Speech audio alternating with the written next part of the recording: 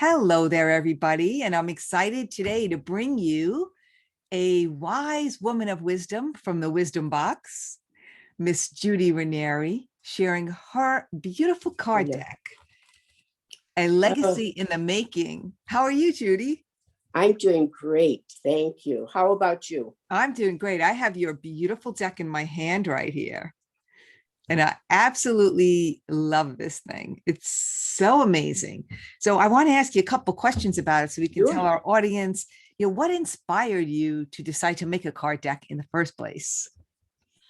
Well, it probably goes back to the Wisdom Box itself, which is my son and his wife actually had their children late in life.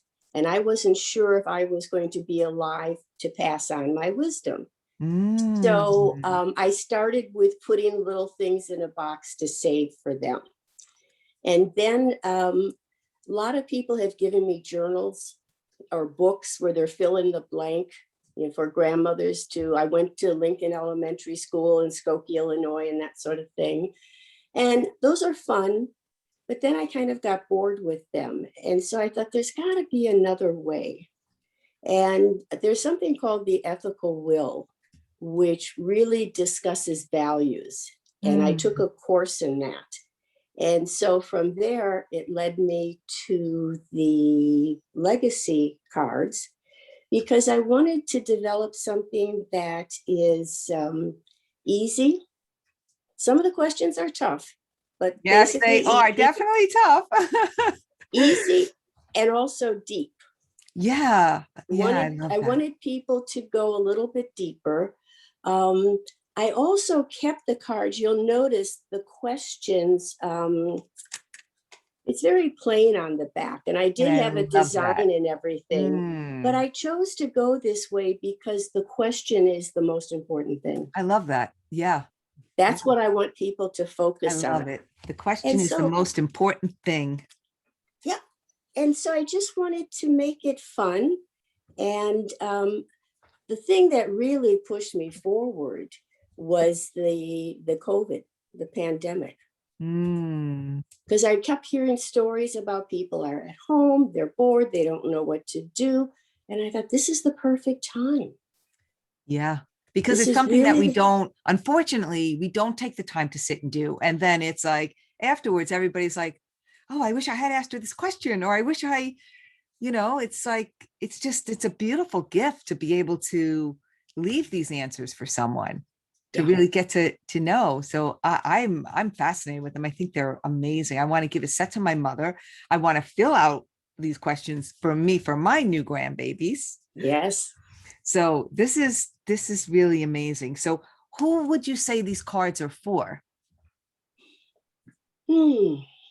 I would say you could start with your elders. I would start with grandparents because they're the ones that will probably leave first. Parents, but it can be all ages when you think about it.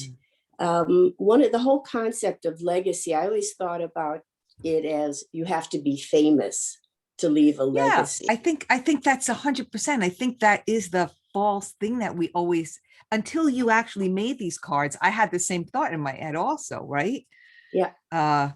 But yeah, so I'm sorry, so continue. Oh no, so I mean, the bottom line is that we all have a legacy because a legacy in reality, it's our story.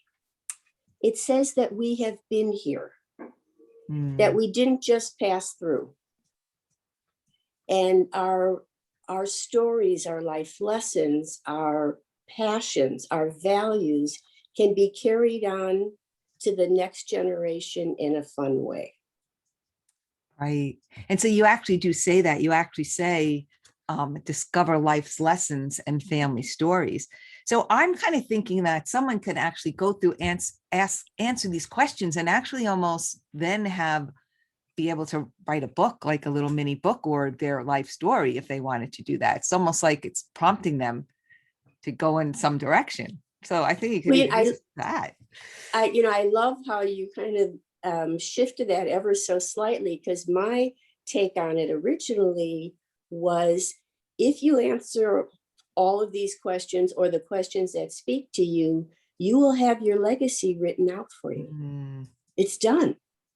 Which is fantastic. And it's like, oh, and the other thing too, when you do it in kind of a game format, because sometimes you have elderly people in their 90s who they may be very chatty, but they're not going to write anything. So you can record what they're saying. Yeah. And also you just take one a day so it doesn't feel so overwhelming as like if you have this big plan and this big book or something, it's like not overwhelming. It's like just one question, you sit there, you ponder about it.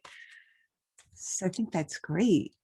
And you learn, if you're doing it in a family group, you learn a lot of things. I mean, one of the stories I tell is that when I do a workshop and I ask people to introduce themselves and to do it by telling us what their name is, and is there a story behind your name?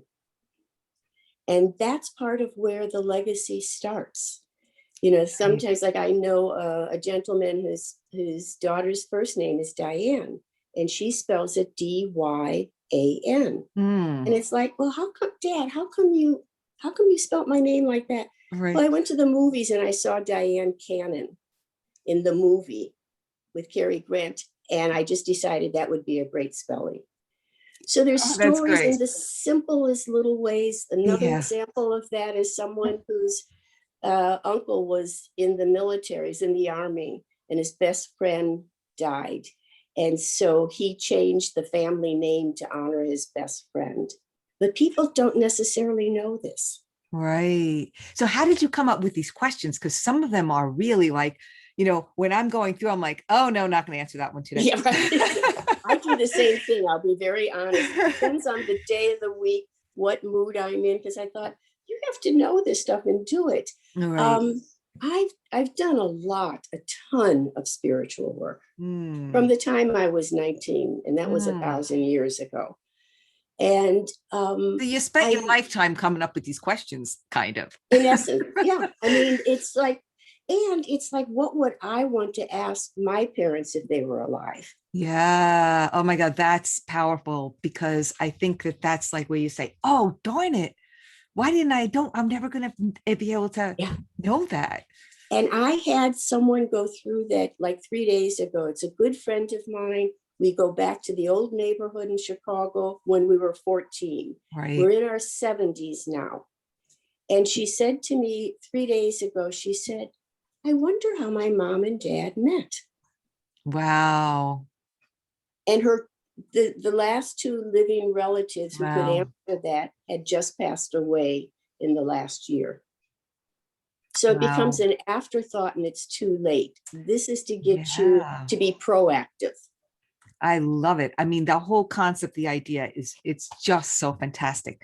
So why don't you just pull a couple questions for the audience and let's see. Okay. And you'll get to see what I'm talking about with these questions. Okay. Let me see.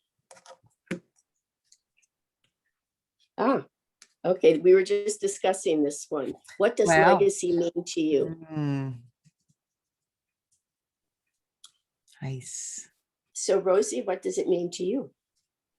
Well, for me, it would be the way I live my life, like wanting people to know the way I live my life and just the little things that were important to me, the things I learned that would be important to them. Yeah. And having grandchildren really made me think about that, you know, who knows? I mean, I just would like to let them have all my information. Like, that's how I feel like, oh, they should know all this, like all this wisdom. Yeah. So I don't know if you can see this picture behind me. I love that picture. Okay. It's called Grandmother's Gifts. And the three women in the black are grandmothers who have passed on. Wow. The woman in the white is the mother. Beautiful. And then the mother, excuse me, is giving a gift to the daughter. And the gifts are in the shape of stars. Beautiful. I got the chills. It's so nice. And I saw that and I said, I have to have it. Because it's that whole thing. The visual to generations and what generations look like. So that's why I love it. It's just people look at it and think, Judy, why do you have pictures of penguins? It's like, no, it's not. I thought it was actually, I see dresses because, I'm the fashionista and I just see dresses because I don't really see the little heads. Right. But wow, that's really it's so special. And it's no accident that you have that painting, and this is what you're really inspiring people to do. Yeah, exactly. Which I love. So give us another one. Okay, let me just see. Okay, this is a fun one. Sometimes when you're in a group, it could be too heavy. One of the questions could be too heavy. So you could pick out one that's a little bit lighter so everyone feels comfortable. But this one says, which famous person would you like to have lunch with? So that's an easy one. Very fun. I always think of Eleanor Roosevelt. I don't know why. I mean, there are many, but she is one person that always captures my attention because of how courageous she was and how groundbreaking she was on many things. And there have been many comments made about her looks. And it's like, looks are irrelevant. It's what you do with your life that's important. Yeah. How about you? Oh, interesting. Oh my goodness. I don't know. I never, I really have to think about that because, again, that's one question that I don't really, I don't, it sounds weird because it is kind of like almost a simple question. I don't know. I think about it. And it could be, I can imagine having younger kids and it would be a rock star, right? A movie star, something like that. Maybe if their favorite author, right? Maya Angelou is a person I would love to have. I mean, I just think, oh my goodness, she so much wisdom, right? Was and is such a treasure. I mean, I just love her. Yeah, it's fascinating, really fascinating. So you also have the cover of your card is an original painting.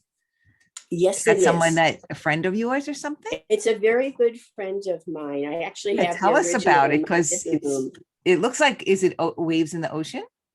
Because that's what it reminds me. It is. She goes to Hawaii every year and she comes back with 3 or 4 new paintings.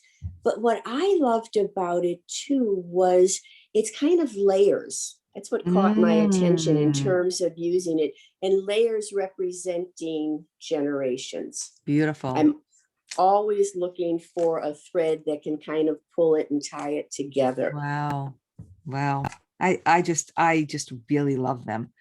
So you said you started it, you thought, you want to get it done, like, because people are locked in and they're stuck home. But what was the creation process like for you? Like, did you pull this all in from your whole life? Like, how was that creation process? Well, I love quotes and I collect them all the time, and I will write them on any little piece of paper that is in front of me. And watching TV, just listening to a conversation, things I've never heard before. It's like, I got to write it down. And then I have been saying, okay, all these little pieces of paper that are in a manila folder, I need to put them in one place. So I would separate them because I've also done a quote book on joy. And I've done a quote book on time. And so I thought, okay, this one is on legacy now. So I sorted out all these different, and I had hundreds. I tell you, I had hundreds of quotes. Every workshop I would go to, I always had a few quotes. Did you keep them in like a book or something? Yes. You did. I first started, I had to separate and put all the little pieces of paper, or it was a thank you note that someone sent me and I'd put it in this folder. Right. And so I started out that way. Then what I do, I love index cards, the good old fashioned index cards, and I would rewrite them and I would categorize them. So you kind of made your own little deck of cards.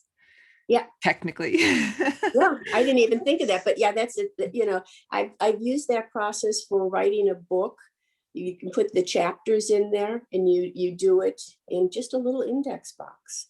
So yes, that's what it. And quite frankly, I had probably 150 quotes.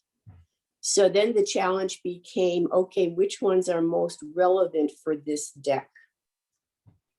And so it was a case of trying to balance it for age groups. Mm. And I've got my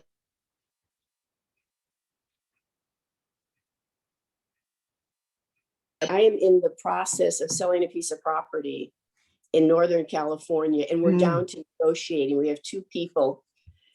So that's what my apology. So it's no like, worries. Yeah, it's okay.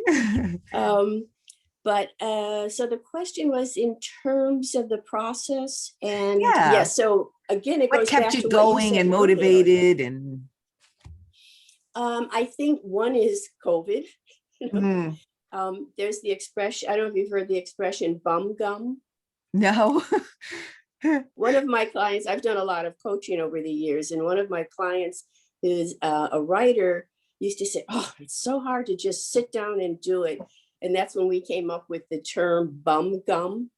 You need to put some gum on your bum so you sit down and you do it. That's fantastic. And actually, you know what? There's no other. That's the solution to all the things we keep saying about. It's like, all right. So you used your bum gum. Yeah, and that's amazing. They're really really special. I want to know this question though. What did you most learn about yourself during the process? That I have a lot of work to do yet. No, I mean, really, it's synthesizing, because I have a very curious mind and I can go all over the map. And, oh, what about this? And oh, that would be, and oh, we could include this.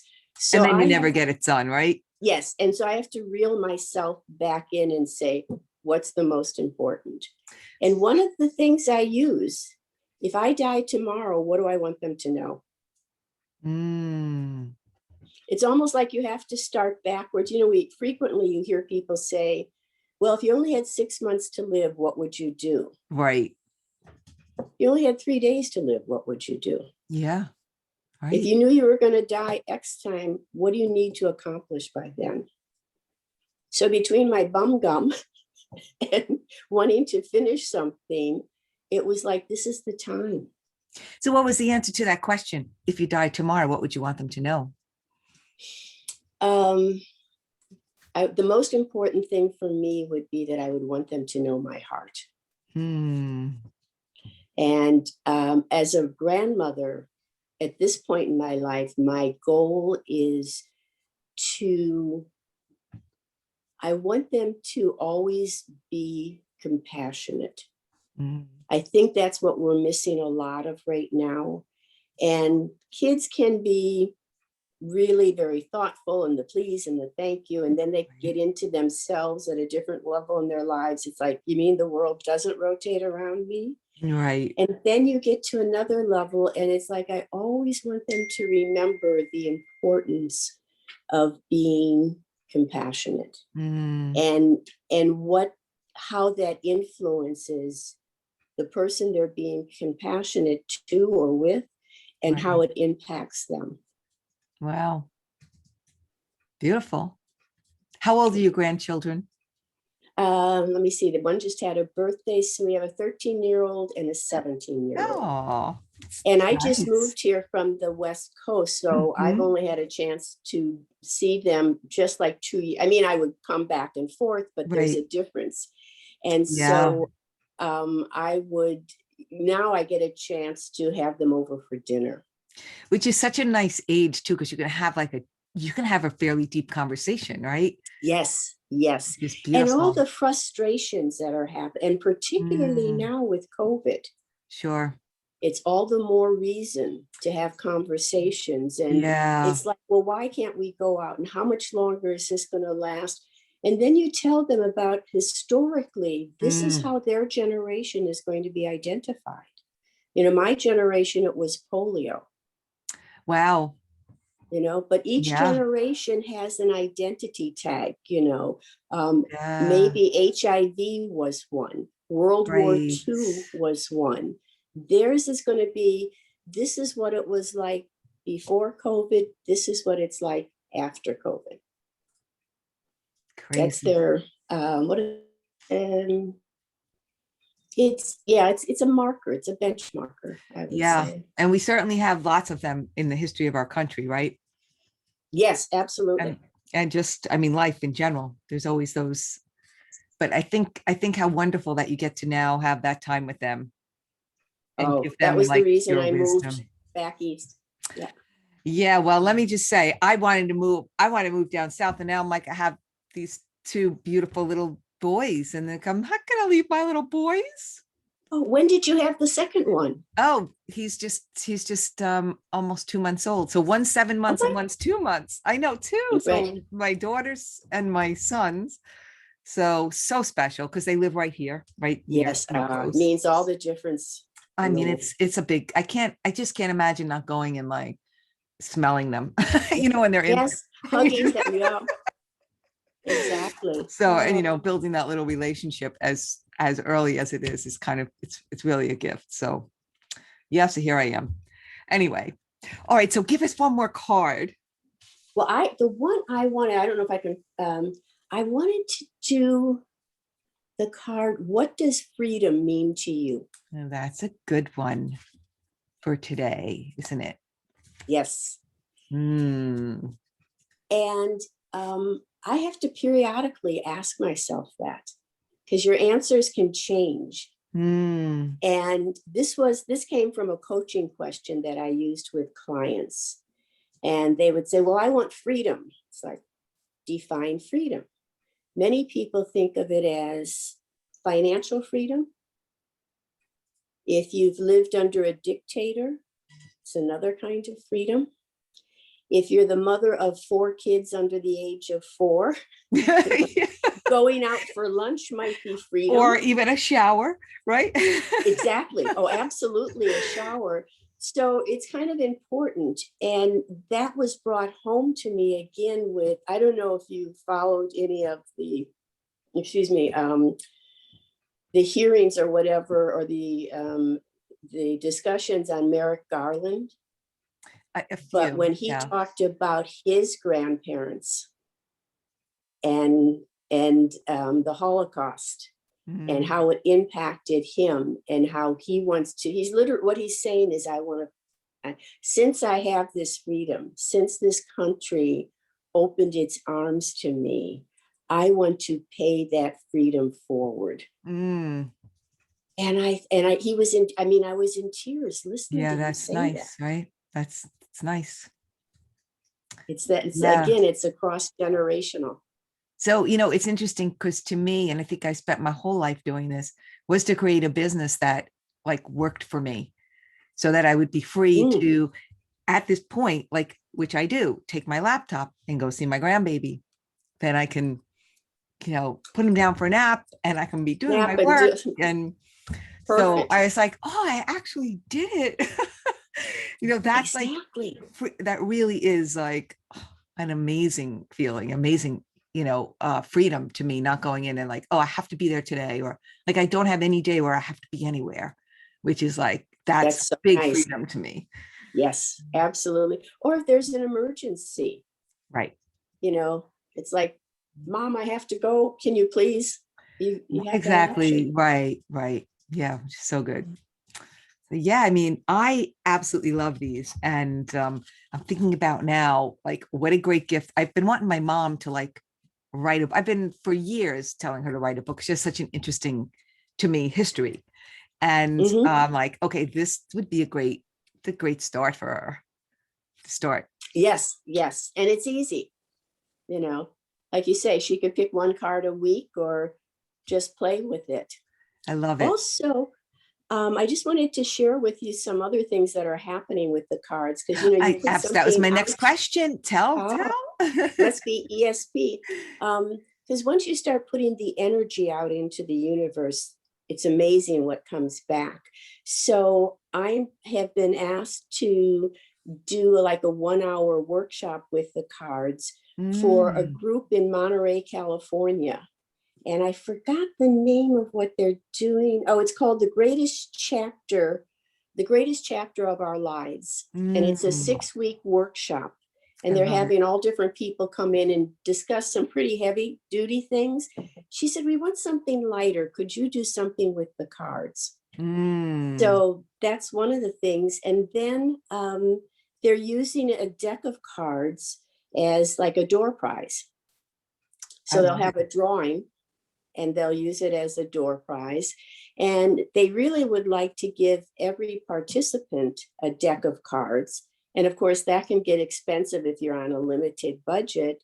So my recommendation was, why don't you see if this particular woman I'm dealing with just retired as a realtor? And I said, why don't you go ask your real estate company if they'd be interested in sponsoring? And then you can put them in a bag. So smart. They could put a business card in the bag. I can put a business card in the bag. So absolutely. And they'll never forget you after that, because you have, your information is here, and it's great. Yes. That's so fantastic. I like to keep thinking about, what else can I do with these cards? I got some ideas for you, and they just popped into my head big time now. Good. So, just take them and just kind of like spread them out and just hold them up and show us. Absolutely. Okay, so let me see. Okay, this is side one. Excellent. Actually, when I look at them this way, it almost looks like water. It's beautiful. Doesn't it? I just noticed that. And then, of course, like I said, the backs are really quite plain, powerful, and important. Fantastic. Plain, powerful, important. I love that. And I can't stress this enough, how well thought out and how really, like how they just really dig at you to answer these questions. They're fabulous. And they come in this gorgeous little bag, which again, when I saw this bag with it, I just kind of loved it, but also like the intertwined roots of the trees and the branches. Is that what you meant? Like for generations, just all kind of. I'm kind of like you. I like packaging. And I love the idea that you always have maybe a charm that you could put at the, I haven't come up with a charm yet, but it's always fun to do something like that. Also, it's fun to put in something like dried lavender. If you wanted to just put some dried flowers, that's something so like that, just put it in there. I mean, depending on what the gift or who it's for, I love it, impacts what you can put in the bag. It's fantastic. So right below this video, guys, you're going to be able to see the cards all spread out. And you're also going to have the links to where you can go buy the cards from Judy, as well as some of the other things that she's got going on, because she's got so much to offer. So thank you so much for putting this amazing, really a gift that for so many that just can keep on giving to so many generations. Yes, that's what I was thinking. It's a gift that keeps on giving. Thank you so much. Rosie, thank you so much. I appreciate it. And thank you for all that you do to support women in our creativity.